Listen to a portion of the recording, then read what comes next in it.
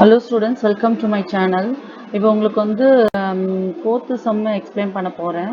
Actually, from the following information related to the Sridevi Enterprises, calculate the value of goodwill on the base of 4 years of purchase.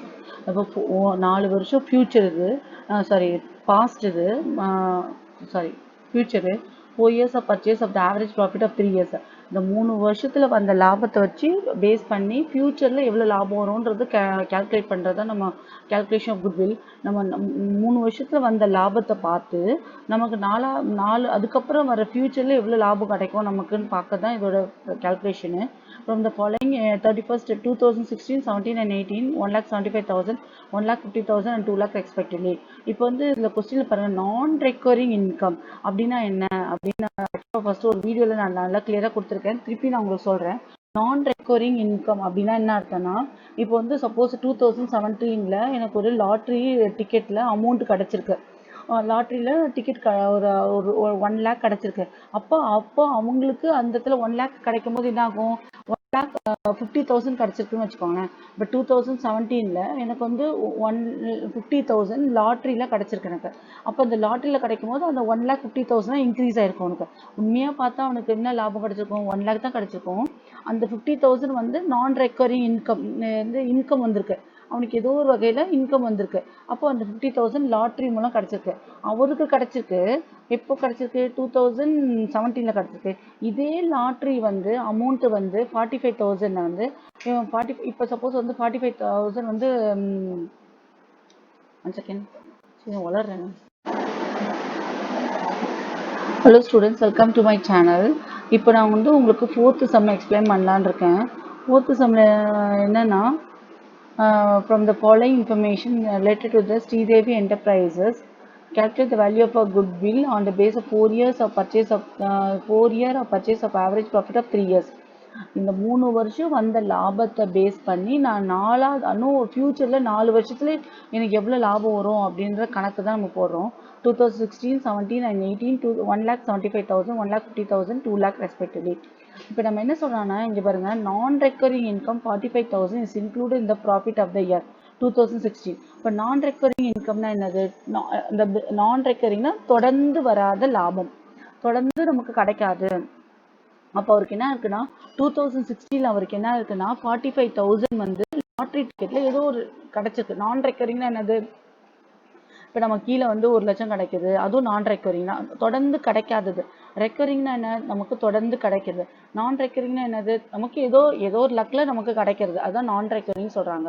இப்போ வந்து 2016ல அவர் என்ன கிடைச்சிருக்கலாம், 2016ல வந்து அவருக்கு வந்து 45,000 நான் recurring income, எதன் மூலமாவது ஒரு வருமானம் அவருக்கு கிடைச்சிருக்கும். அவருக்கு வந்து என்ன பண்ணிருக்க, லாட்ரியில 45,000 கிடைச்சிருக்கலாம். அந்த பிசினஸ் ரிலேட்டடா அவருக்கு லாட்ரியில 45,000 கிடைச்சிருக்கலாம். அப்போ என்ன ஆகுது, இப்போ வந்து 2016ல கிடைச்ச மாதிரி 2019ல கிடைக்குமா, 2020ல கிடைக்குமா, 21 அவர் அப்புறமா வாங்குற அமௌண்ட்ல கிடைக்குமா, கிடைக்காது. அப்போ நமக்கு கிடைக்காது. இவர் கிடைச்ச லாபத்தை வித்துட்டு அப்புறமா அவருக்கு கிடைக்குமா, ஃபியூச்சர்ல கிடைக்குமா கிடைக்காதான் நமக்கு தெரியாது. அதனாலதான் இங்க நம்ம என்ன பண்றாங்க, இங்க மைனஸ் பண்றாங்க. இந்த இடத்துல வந்து நம்ம மைனஸ் பண்றாங்க. The closing stock of the 2017 is over valuation of 30,000. Closing stock என்னது, க்ளோஸ் பண்ணும்போது என்ன பண்ணிடுறாங்கன்னா ஓவர் வேல்யூவேஷனாக 30,000 கொடுத்துட்றாங்க. ஓவர் வேல்யூவேஷன் அதிகமாக அமௌண்ட்டை அவங்க கொடுத்துட்றாங்க. அதிக அமௌண்ட் கொடுக்கறதுனால என்ன ஆகிடும், ப்ராஃபிட்டில் உங்களுக்கு இம்பேலன்ஸாக காட்டும். அப்புறம் வந்து அடுத்து ஓப்பனிங் பேலன்ஸ் காட்டும் போது, ஓப்பனிங் ஸ்டாக் காட்டும் போது ப்ராஃபிட்டை கம்மியாக காட்டும். அப்போ அது என்ன பண்ணலாம் அப்படின்றது நம்ம இப்போ பார்க்கணும். இந்த சம்மில் ரொம்ப ஈஸியான சம், ஆக்சுவலாக ஈஸியாக நம்ம ஸ்கோர் பண்ணிடலாம்.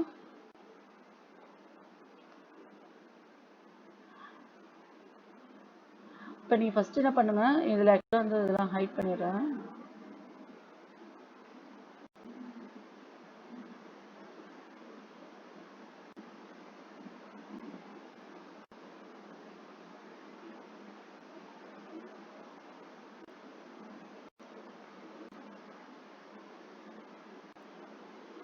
ஃபர்ஸ்ட் என்ன பண்ணுங்க, இந்த முதல்ல இருந்து என்ன பர்டிகுலர்ஸ், டேட் பர்டிகுலர்ஸ்லாம் எழுதிக்கோங்க. பர்டிகுலர்ஸ் எழுதிட்டு அதுக்கப்புறம் என்ன பண்ணுங்க, இந்த இயர் எழுதுங்க. இயர் 2016, 17, 18 இயர் 1,50,000, 1 lakh, 2 lakh அப்படி எழுதிக்கோங்க ஃபர்ஸ்ட்.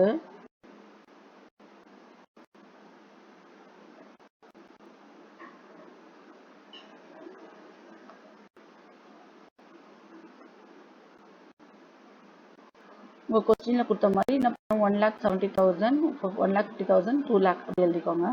இப்போ வந்து நம்ம என்ன சொல்லியிருக்கோம், நான் recurring income.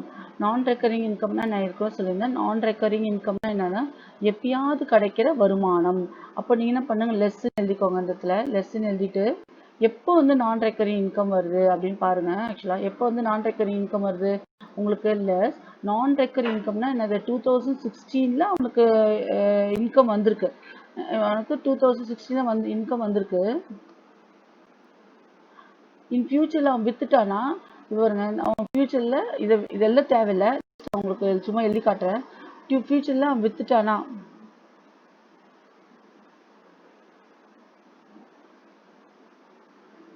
Four years purchase of 4 years, purchase of 4 years,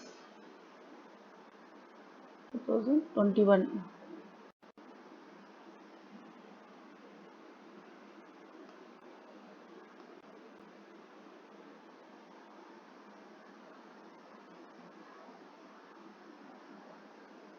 இப்போ பர்ச்சேஸ் ஆஃப் 4 years, இப்போ இவன் வந்து வித்து கொடுத்துட்டு போயிடுறான். அப்போ வந்து இது இந்த 45 நான் ரெக்கரிங் இன்கம், இந்த 45,000 இவங்களுக்கு அப்புறமா வரும், வரவே வராது. எந்த ஒரு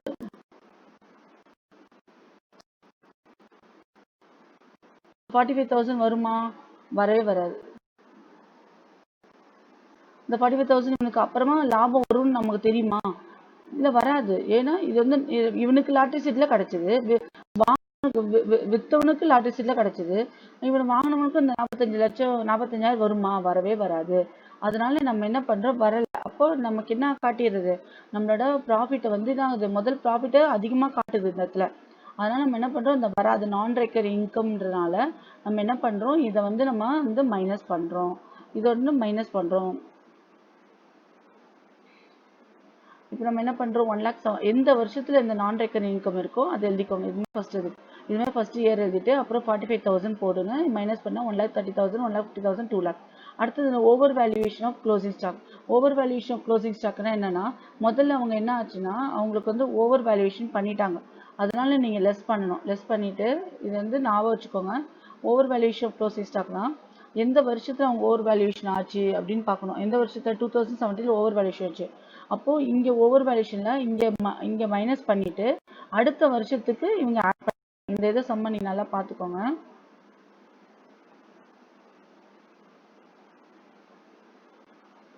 இங்க பாருங்க, இது வந்து லெஸ் பண்றாங்க. ஏன் லெஸ் பண்றாங்கன்னா ஓவர் வேல்யூஷனை லெஸ் பண்ணிடுறாங்க. இது ஏன் அவங்க லெஸ் அந்தந்த வருஷத்துல இவங்க போய் லெஸ் பண்றாங்க. ஏன் இதை லெஸ் பண்றாங்கன்னா அந்த வருஷத்துல அவங்க ஓவர் வேல்யூஷன் கொடுத்துட்டாங்க. அப்போ ஆக்சுவலாக உண்மையா பார்த்தா அவங்க எவ்வளவு கொடுத்துருக்கணும், 1,20,000 தான் கொடுத்துருக்கணும். ஆனா என்ன பண்ணாங்க, 30,000 கொடுத்துட்டாங்க அந்த ஓவர் வேல்யூஷன். அதனால என்ன பண்றாங்க, அந்த அமௌண்ட் அப்படியே என்ன பண்ணிடுறாங்க, இந்த அமௌண்ட் அப்படியே என்ன பண்ணிடுறாங்கன்னா 30,000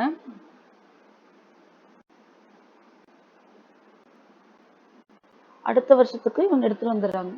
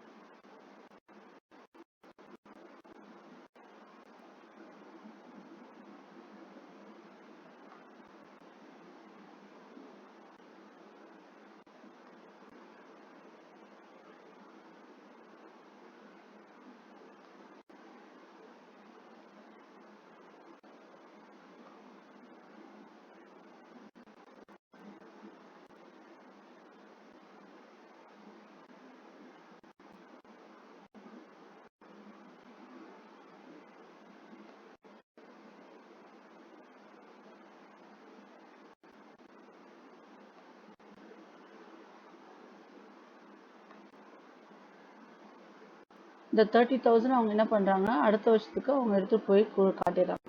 இந்த 30,000 எடுத்து அடுத்த வருஷத்துக்கு இவங்க இதை காட்டிடுறாங்க. இந்த 30,000 தான் இது முதல் மைனஸ் ஆகும், இது பிளஸ் ஆயிடும் ஆக்சுவலா.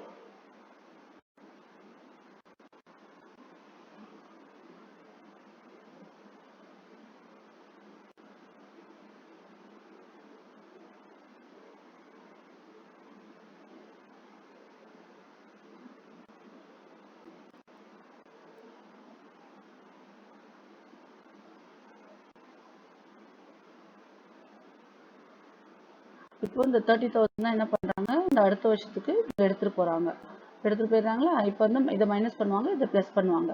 உங்களுக்கு வேணால் நீங்கள் ப்ராக்கெட்டில் இது மாதிரி போட்டுக்கலாம். இது மைனஸ் பண்ணுறதா இருந்தால் நம்ம ப்ராக்கெட்டில் போட்டுக்கலாம், இல்லைன்னா வேண்டாம், உங்கள் இஷ்டம் தான். ஆக்சுவலாக மைனஸை தெரியணும்னா நீங்கள் ப்ராக்கெட்டில் போட்டுக்கலாம். ஆக்சுவலாக லெஸ் பண்ணுறதை நீங்கள் இப்போ ப்ராஃபிட் ஆஃப்டர் அட்ஜஸ்ட்மெண்ட் ஆக்சுவலாக நம்ம பண்ணுறோம். இதை பாருங்க, ஃபர்ஸ்ட் நான் இப்போ நான் ரெக்கரிங் இன்கம்னா என்ன, 2016 வந்த லாபம் வந்து வித்துட்டு அப்புறமா அவனுக்கு ஃபியூச்சர்ல வருமானு தெரியாது, அது வந்து வராமல் விட்டுடலாம். அதனால ஃபியூச்சர்ல வராதுன்ற காரணத்தினால இந்த இடத்துல இவங்க வர லாபத்தை மைனஸ் பண்றாங்க. உண்மையா பார்த்தா 1,30,000 தான் அவனுக்கு வர்ற பிசினஸ்ல லாபம்.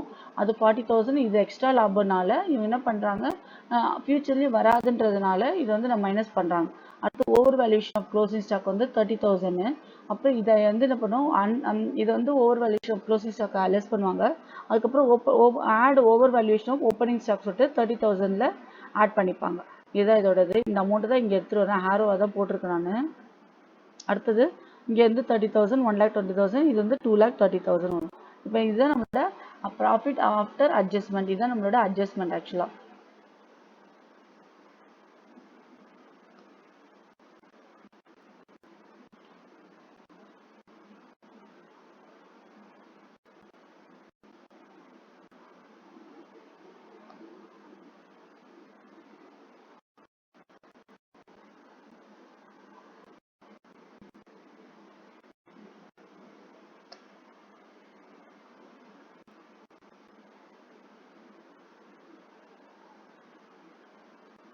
அடுத்து பாருங்க, ப்ராஃபிட் ஆஃப்டர் அட்ஜஸ்ட்மெண்ட். இவ்வளோ தான் நம்மளோட அட்ஜஸ்ட்மெண்ட் அமௌண்ட்டு.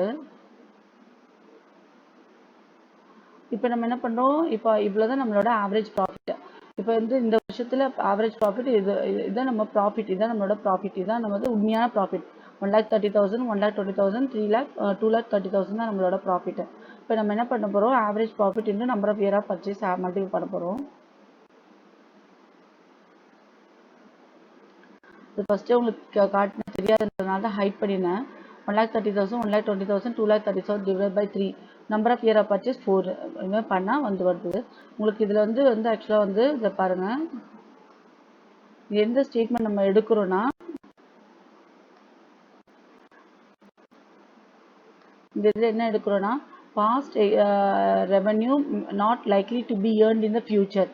பாஸ்ட் ரெவன்யூ என்னது, நம்ம எனக்கு வந்து லாட்ரி சீட்டில் கிடைச்ச அமௌண்ட்டை என்ன ஆகாது, இன் ஃபியூச்சரில் எனக்கு வராது. Not likely to be earned in the future.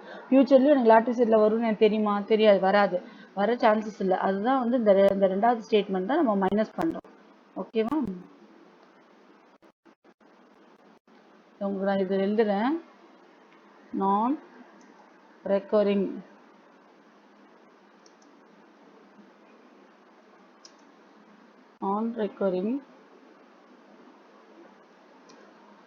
income equal to non-recurring income. வந்து இது எதுக்காக இது கம்பேர் பண்ணுறோன்னா, இது நிறைய பேருக்கு இது புரியல, அதனால இது ஆக்சுவலாக நான் உங்களுக்கு எழுதுகிறேன். இது எக்ஸாம்பிள் எழுதணும்னு அவசியம் இல்லை. Past revenue not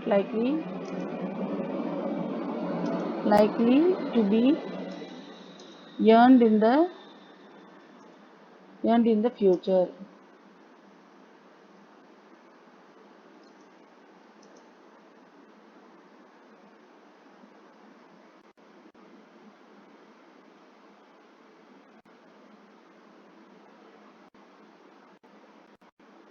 non-recurring, for example non-recurring வந்து equal to lottery tickets,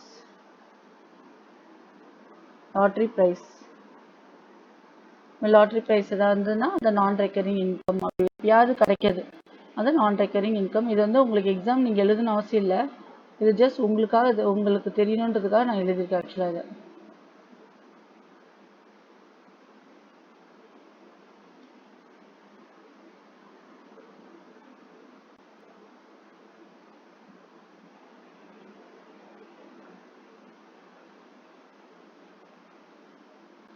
okay, இப்போ நம்ம ஃபிஃப்த்து சம் போவோம். அதே மாதிரி தான் ஆக்சுவலாக ஃபிஃப்த்து சம் உங்களுக்கு நிறைய பேருக்கு இது புரியவே இல்லைன்னு நிறைய பேர் சொல்லியிருந்தாங்க.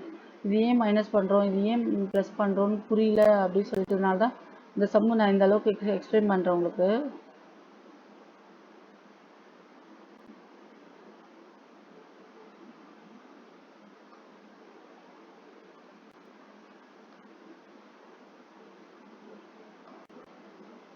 அடுத்து நம்ம ஃபிஃப்த்து சம் பார்க்கலாம்.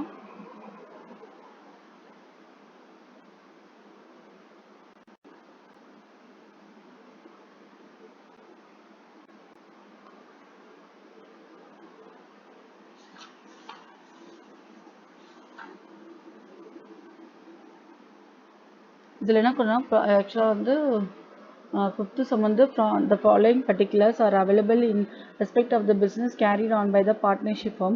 The partners earned வந்து 2016 வந்து 25,000, 2017 வந்து 23,000, 2018 வந்து 26,000. The profit of 2016 include non-recurring income.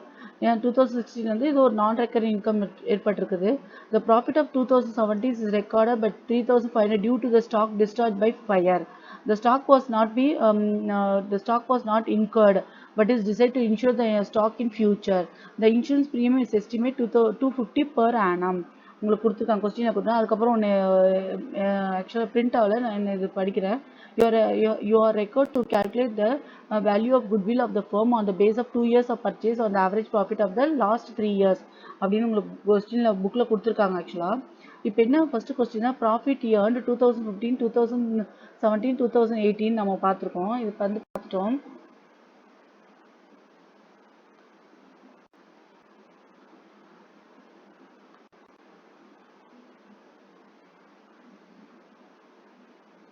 நம்ம ஃபிஃப்த் சம் பார்க்கலாம்.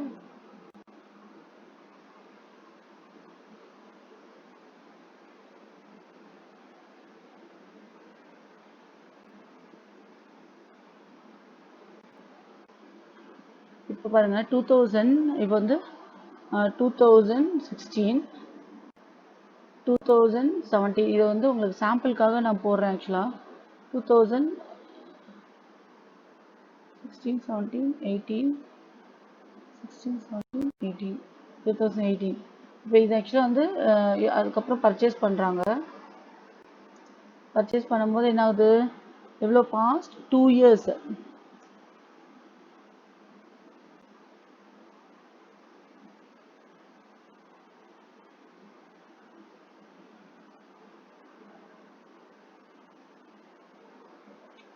பர்ச்சேஸ். இப்போ அதுக்கு பர்ச்சேஸ் பண்ணுறாங்க.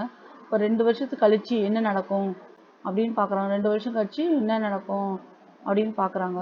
இந்த ஃபர்ஸ்ட் கொஸ்டின் என்ன சொல்லியிருக்காங்கன்னா, the profit of 2016 include non-recurring income.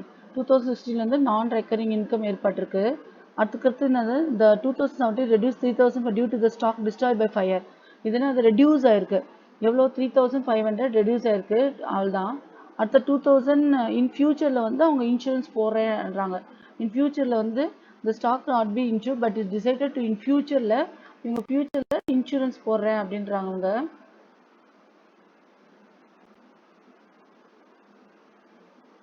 ஃபியூச்சரில் இன்சூரன்ஸ் போட போகிறாங்க அவங்க. ஓகேவா?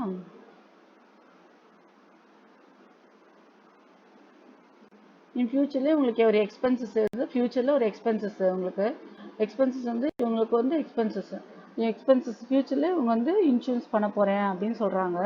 இப்போ ஓகே, இப்போ இது வந்து இப்போ வந்து நான் ரெக்கரிங் இன்கம்னா நம்ம ப்ரீவியஸ் சம்லேயே பார்த்தோம். நான் ரெக்கரிங் நம்ம தொடர்ந்து வராதது, லாபம் வராதது. இப்போ இவருக்கு சொன்ன மாதிரி இவருக்கு இந்த 2016 லாட்ரி சீட்டில் கிடச்சுன்னு வச்சுக்கோங்க, லாட்ரி சீட்டில் கிடைக்குது. அதே மாதிரி இவருக்கும் வந்து 2019 கிடைக்குமா, 20 கிடைக்குமா, இது கிடைக்க சான்சஸ் இல்லை. அப்போ நம்ம என்ன பண்ணுறோம், இவர் வந்து முன்னாடி இன்கம் வந்து இன்க்ரீஸ் ஆயிருக்கும். இவரோட இன்கம் வந்து என்ன ஆகும், 2016 அவர் வந்து காட்டியிருப்பார், பழைய பார்ட்னர் வந்து பழைய பர்சன் வந்து இன்க்ரீஸ் பேர் காட்டியிருப்பார்.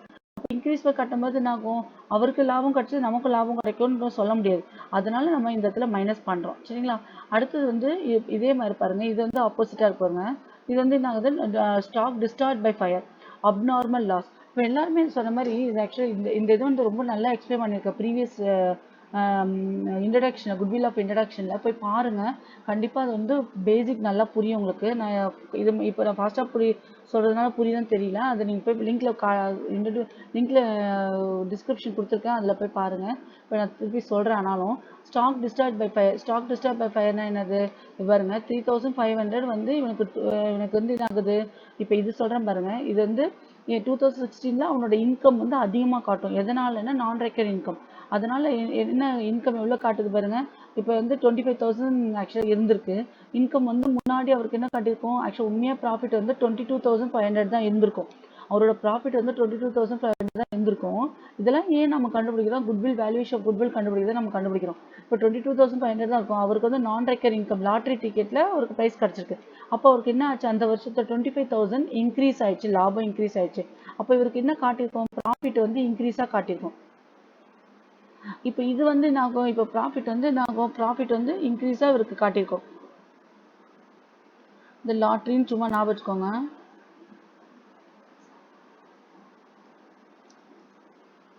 இது என்ன ஆச்சுன்னா ஃபயர். இது வந்து இவருக்கு வந்து நான் வந்து ஃபயர் வச்சுக்கோங்க. இப்போ 2,500 என்ன ஆயிருக்கும் இவருக்கு? ஆக்சுவலாக இவருக்கு வந்து ஃபயர் ஏற்பட்டிருக்கு. அப்போ என்ன ஆகும்? அவரோட லாஸ் வந்து அவரோட ப்ராஃபிட் கம்மியாக காட்டியிருக்கும். அப்போது என்ன ஆகும்? உண்மையாக அவரோட ப்ராஃபிட் எவ்வளோ வந்திருக்கும்? ஆக்சுவலாக அவரோட ப்ராஃபிட் வந்து 26,000 இருந்திருக்கும். ஆனால் இந்த டியூ டு த லாஸ்னால அவரோட ப்ராஃபிட் கம்மியாக காட்டும். அதனால நம்ம என்ன பண்ணோம்? இவருக்கு ஏற்பட்ட 3,500 இவருக்கு ஏற்பட்ட லாஸ் வந்து இவருக்கு அடுத்தது இவங்களுக்குலாம் ஏற்படுமா? கண்டிப்பா இவங்களுக்குலாம் ஏற்படவே ஏற்படாது. இவருக்கு கிடைச்ச ஃபயர் இவருக்கும் கிடைக்குமா? கண்டிப்பா இவங்களுக்கும் ஃபயர் ஏற்படவே ஏற்படாது. அதனால நம்ம என்ன பண்றோம்? ஆட் பண்றோம். அவர் லாஸை கம்மியா காட்டுறதுனால ஃபயர் ஏற்பட்டதுன்னு அவர் காட்டுறாரு. நமக்கு இன் ஃபியூச்சர்ல நமக்கு அது லாஸ் வந்து அது ஃபயர் ஏற்படாது. அதனால நம்ம என்ன பண்றோம்? நம்ம வந்து ஆட் பண்றோம். இது ஏன் ஆட் பண்றோம்? இது ஏன் மைனஸ் பண்றோம்? மட்டும் கான்செப்ட் மட்டும் புரிஞ்சுக்கோங்க. நான் ரெக்கரிங் இன்கம் வந்து லெஸ் பண்ணுறோம். லாஸ் டிஸ்ட்ராய் பை ஃபயர் வந்து 3,000 வந்து ஆட் பண்ணுறோம். இதுதான் நிறைய பேர் டவுட் கேட்டுகிட்டே இருந்தாங்க என்கிட்ட. ஏன் ஆட் பண்ணுறோம், ஏன் லெஸ் பண்ணுறோன்னு ரொம்ப கன்ஃபியூஷன்லேயே இருந்தாங்க. அதனால தான் இது நான் வந்து கொஞ்சம் நல்ல வீடியோ எடுத்து காட்டுறேன். இது வந்து டியூ டு த ஃபயர்னால என்ன ஆகுது? அவருக்கு வந்து லாஸ் ஆகிடுது அப்படின்றாங்க.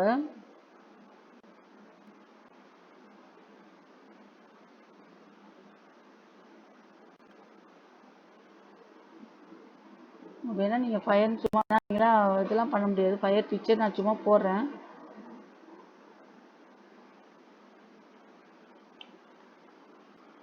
நீங்களாம் அதெல்லாம் காட்ட முடியாது.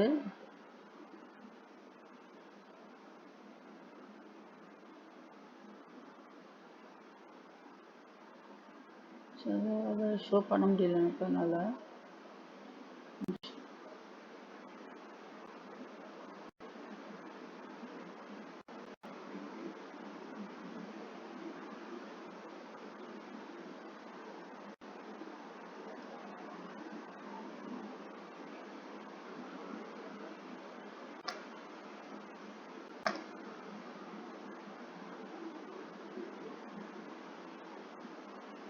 ஓகே. இந்த இடத்துல நம்ம ஆனால் ஃபயர் எடுத்துடலாம்னு நினச்சேன், வர முடியல. ஓகே, பரவாயில்ல. அதுக்கப்புறம் என்ன பண்ணுறோம்? இது வந்து நம்ம 22,000 இதை வந்து ஆட் பண்ணுறோம். 26,000 ஆட் பண்ணுறோன்ற காரணம் இதுதான். போன வருஷம் நடந்த எனக்கு இன்சிடென்ட்டு ஃப்யூச்சரில் நடக்காது. அதனால் என்ன ஆகுது? போன வருஷம் எனக்கு வந்து வந்த லாபம் டிக்ரீஸாக காட்டுது. ஃப்யூச்சர்லேயே எனக்கு டிக்ரீஸாக நம்ம ஃபுல்லாக பண்ணுறோம். ஃப்யூச்சரோட பாஸ்டோட லாபத்தை வச்சு ஃப்யூச்சரை கனெக்ட் பண்ணுறோம். அதனால தான் இது நம்ம வந்து ஆடு மைனஸ் எல்லாம் பண்ணுறாங்க ஆக்சுவலாக. அதுக்கப்புறம் இதை தான் லாபம், நம்ம ஆவரேஜ் ப்ராஃபிட்டு. அதை வந்து மல்டிப்ளை பண்ணுறோம். 25,000 மல்டிப்ளை பண்ணுறோம். ஆட் பண்ணி எல்லாத்தையும் ஆட் பண்ணி டிவைட் பண்ணுறோம். 25,000 வருது. இதுலேயே வந்து இன்சூரன்ஸ் வந்து நமக்கு வந்து இன் ஃபியூச்சரில் அவங்க இன்சூரன்ஸை பே பண்ண வேண்டியதாக இருக்குது. இன் ஃபியூச்சரில் அவங்க 250 வந்து பே பண்ண வேண்டியதாக இருக்குது. அதனால வந்து மைனஸ் பண்ணுறாங்க. ஒவ்வொரு வருஷமும் 250 பண்ணுறதோட இந்த மாதிரி ஆவரேஜ் வந்து எடுத்து இவங்க மைனஸ் பண்ணாமல் புக்கில் இப்படி தான் கொடுத்ததுனால ஆக்சுவலாக இது மாதிரி நம்ம பண்ணுறோம். Average profit of the average profit before adjusting insurance premium payable in future வந்து 25,000. இது வந்து அப்புறம் insurance premium payable in future வந்து 25,000. இது வந்து இதுதான் நம்மளோட ஆவரேஜ் ப்ராஃபிட். 24,750 தான் நம்மளோட average profit into 2 years number of years purchase 2 years பண்ணுறோம்.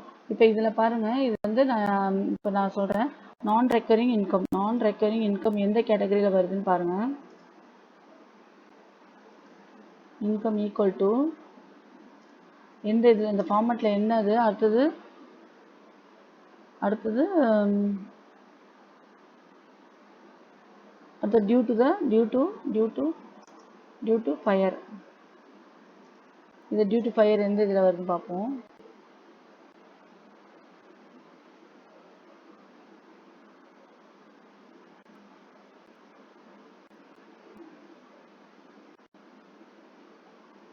அடுத்தது insurance premium.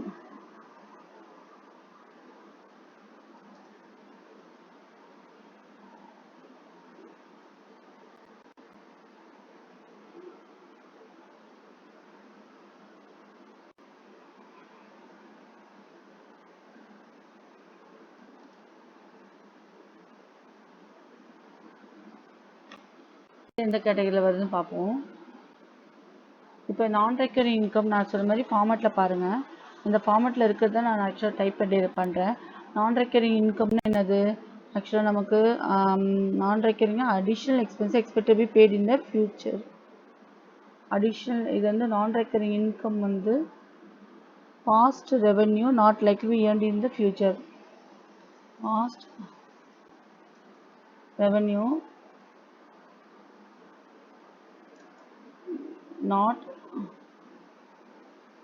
not likely to be in the future. எனக்கு பாஸ்ட்ல வந்தது ஏர்ன்ட் வந்து ஃபியூச்சர்ல வராது, வந்த லாபம் வராது, ஃபியூச்சர்ல வராது, அதான் லாபம். இதான் இதோட மீனிங்கு. அடுத்த due to the fire past expenses. Past expenses வந்து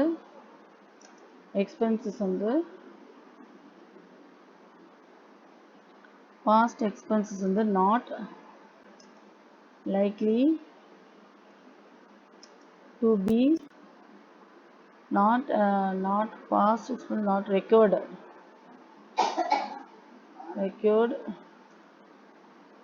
in the future.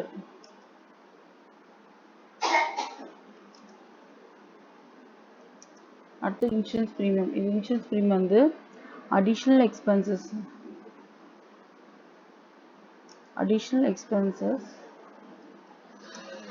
expected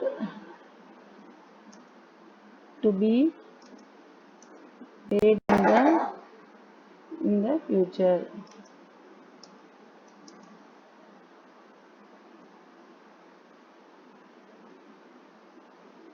பாருங்க, இது வந்து அதனால நம்ம என்ன பண்ணுறோம், இந்த பாஸ்ட் ரெவென்யூ வந்து மைனஸ் பண்ணுறோம், சப்ராக்ட் பண்ணுறோம். பாஸ்ட் ரெவென்யூன்றதை நம்ம செப்பரேட் பண்ணுறோம். இது பாருங்க, செப்பரேட் பண்ணுறோம். நம்ம மேலே நான் ரெக்கரிங்கை செப்பரேட் பண்ணுறோம்.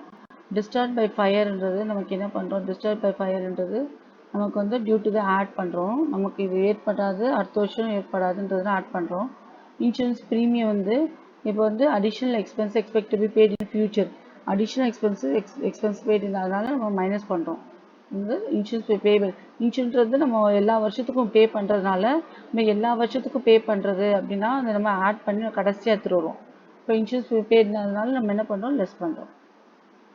ஓகே ஸ்டூடெண்ட்ஸ், உங்களுக்கு புரிஞ்சதுன்னா கமெண்ட் பண்ணுங்கள். புரியலனாலும் எந்த இடத்துல புரியலன்னு சொல்லுங்கள், உங்களுக்கு நான் திருப்பி ஆன்சர் பண்ணுறேன். Okay, thank you students.